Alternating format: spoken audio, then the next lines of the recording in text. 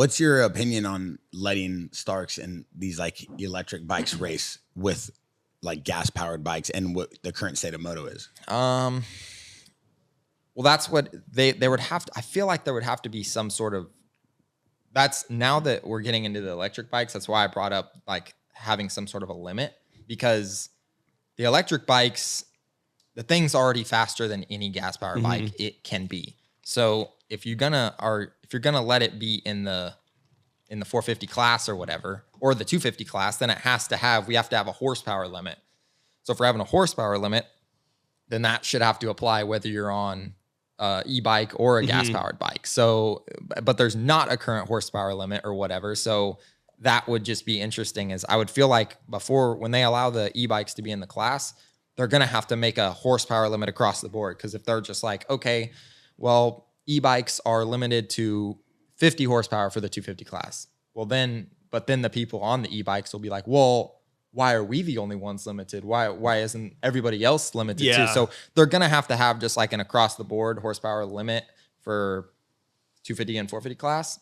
I mean, it's not, I don't feel like it's if they're going to be, I don't feel like the Stark is in a place right now to where it would compete on a supercross track or on a track with any of the bikes. I feel like it needs to handle better. I feel like as a freestyle bike where like handling a whoop section, I mean, you're like, that's not as crucial, like the handling, the suspension 100%. Setup's not as crucial. So you can run a Stark as a freestyle bike.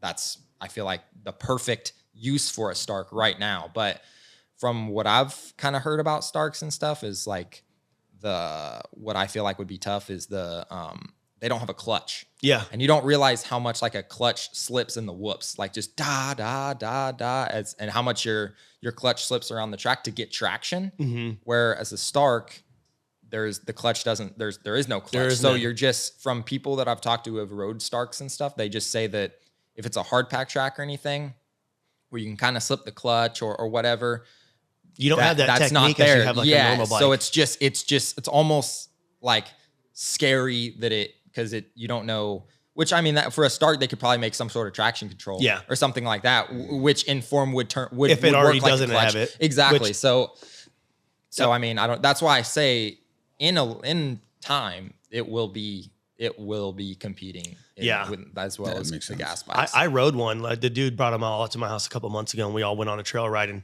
for me, the hardest part to get used to was not having my finger on the clutch, because like I always have my finger on my clutch and my brake for my balance. So like when I take that off, I'm like, kind of feels weird. Like I had no I don't know, it was weird. But the bikes are pretty rad.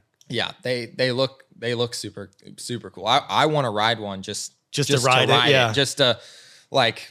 I just think it would be cool. I feel like one weird thing too would be like no noise. That would be super weird. Like one thing that would be super weird, like is if you have like a whole electric bike class and you're just able to like talk to each other. Yell at each other. That would be so weird to me. Get out of the way, you dumbass. Yeah, you can't be revving on people like when people get in your way, you know, like. Yeah, that would be so weird. Do you yell at people now?